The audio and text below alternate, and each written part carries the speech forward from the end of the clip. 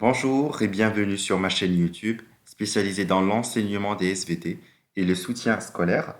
Alors là, on va commencer les cours du cycle 4 collège, à savoir le niveau 5e, 4e et 3e. Donc, dans un premier temps, avant de commencer, je vous invite de vous abonner sur ma chaîne YouTube pour recevoir toute nouveauté, parce qu'après, on va commencer la préparation des contrôles continus et des exercices, avec leur corrigé, bien sûr. Alors, là, on va voir tout ce qui concerne notre système solaire, la Terre et aussi la naissance de notre système solaire. Donc, on va voir toutes les phases que notre système solaire a déjà rencontrées lors de sa création. Donc, c'est un cours qui est très intéressant et c'est le premier cours que vous aurez dès la rentrée scolaire. Donc, commençons par le système solaire. Alors, je vous ai mis ici une figure schématisant notre système solaire. Donc, la définition d'ailleurs d'un système solaire, c'est un ensemble, d'accord, tout ensemble de planètes qui gravitent ou bien qui tournent autour d'une étoile. Voilà, donc on le donne le nom d'un système solaire. Donc c'est un ensemble de planètes qui vont tourner autour d'une étoile. Dans notre cas, notre étoile, c'est le Soleil. Alors, généralement, on a ici le Soleil qui est au centre. D'accord? Je vais voir si, voilà, très bien regardé. Alors, ici, c'est notre système solaire. Qu'est-ce qu'il contient? Alors, au centre, on a notre étoile, c'est le Soleil. Alors, partant de l'étoile, on va voir des planètes. Donc, je vais avoir Mercure, la planète Mercure, la planète Vénus, la Terre, c'est notre planète, la planète Mars, d'accord? Donc ces quatre planètes sont dites des planètes telluriques. Donc des planètes telluriques. Pourquoi je dis des planètes telluriques? Parce que sont de nature rocheuse, d'accord? Sont de nature rocheuse. Donc ces quatre planètes sont les planètes telluriques. Continuons après. Je vais avoir la planète Jupiter, la planète Saturne, la planète Uranus et la planète Neptune. Donc, ces quatre planètes, ce sont les planètes gazeuses. Donc les planètes gazeuses. Pourquoi je dis gazeuses? Parce qu'ils sont formés abondamment de gaz. Donc spécialement sont formés à partir du gaz. Donc il faut déjà faire la distinction des planètes telluriques et les planètes gazeuses. Donc ça, c'est un point qui est très important.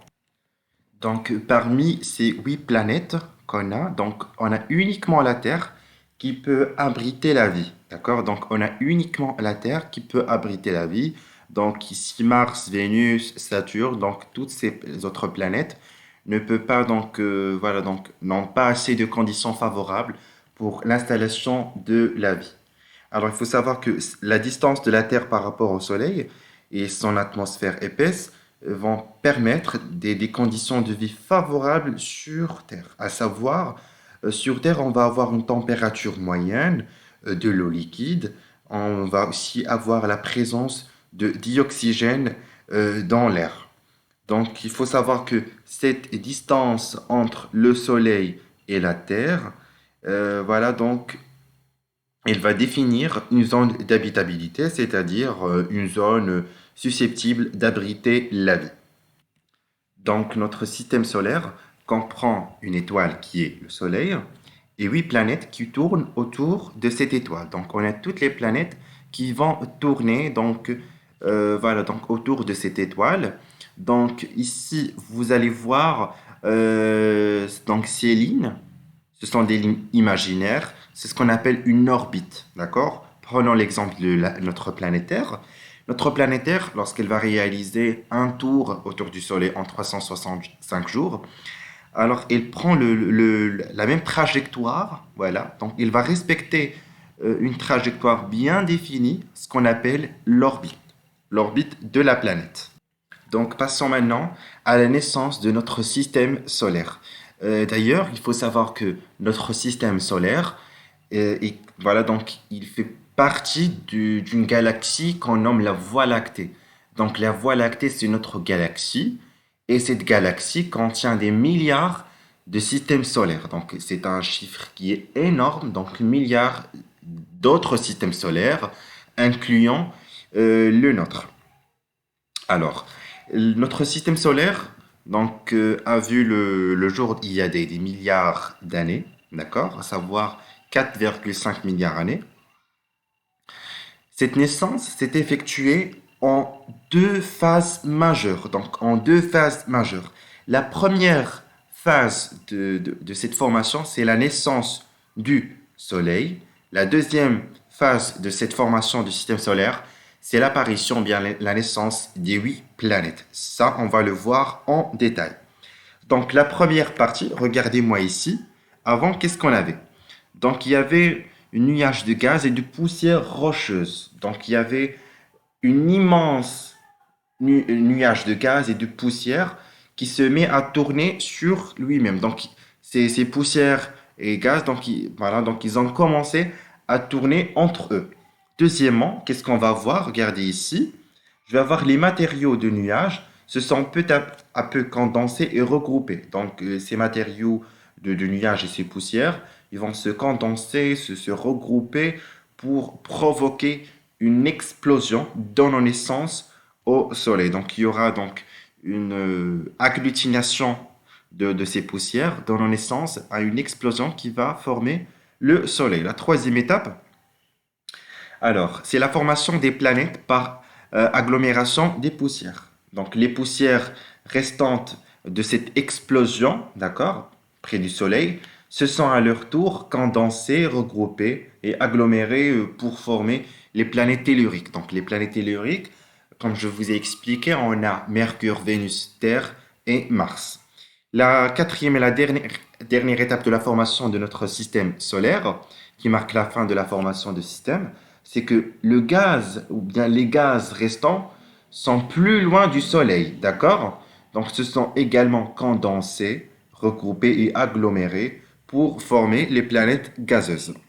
Donc, finalement, on va voir les caractéristiques de la fameuse planète Terre. Alors, la première caractéristique de la planète Terre, c'est qu'elle possède un satellite, c'est la Lune. Donc, la planète Terre possède son propre satellite. Donc, on sait déjà, par exemple, la NASA ou bien les autres, voilà, donc les entreprises qui travaillent dans le domaine de la géologie externe, de l'astronomie, ils lancent généralement des satellites pour étudier la structure de la Terre, pour prendre des photos, il intervient beaucoup dans la détermination de la distance entre les plaques. Donc la Terre a déjà son propre satellite qui est très très intéressant.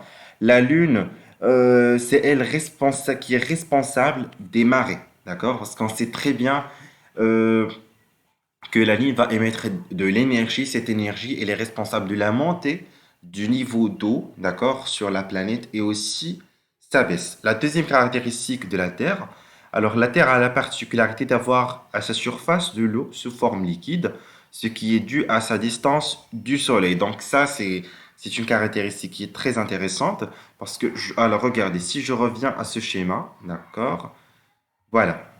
Donc, on est ici. Donc, si on se rapproche du Soleil, toute l'eau qui est présente donc dans la Terre va s'évaporer, alors que si on s'éloigne du Soleil, donc l'eau facilement il va donc il y aura donc il y aura un refroidissement de la planète, il y aura de la glace partout et on ne trouvera pas l'eau sous forme liquide. Donc il y aura absence des conditions favorables de la survie. La troisième caractéristique de notre planète, c'est que la Terre n'est en réalité pas parfaitement ronde. Pourquoi? Parce que le globe terrestre est aplati au niveau des pôles. Alors ici, j'ai le pôle nord et le pôle sud. Généralement, qu'est-ce qu'on va voir? On va voir que le pôle nord est aplati, d'accord? Alors, et aussi le pôle sud est aplati. Donc, la Terre n'est pas parfaitement sphérique et ronde.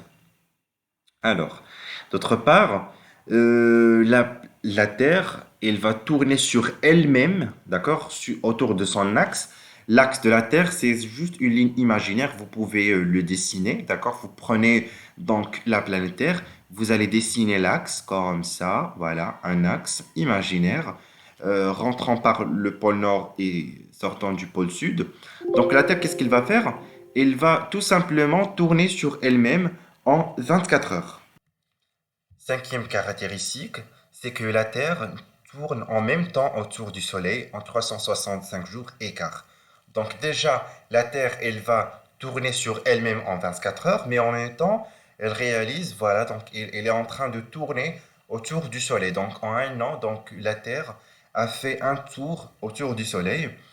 L'autre caractéristique, c'est que le trajet qu'elle dessine, que la Terre dessine autour du Soleil, s'appelle une orbite. Voilà, une orbite, comme je vous ai expliqué ici, la Terre va réaliser, euh, voilà, donc lorsqu'elle va tourner, c'est comme s'il elle dessine une trajectoire plutôt, voilà. Et comme ça, on aura terminé donc la séance d'aujourd'hui. Donc je vous retrouve dans une autre vidéo. N'hésitez pas à vous abonner sur ma chaîne YouTube. Comme ça, vous recevrez des notifications. Parce qu'après, on va commencer donc la préparation.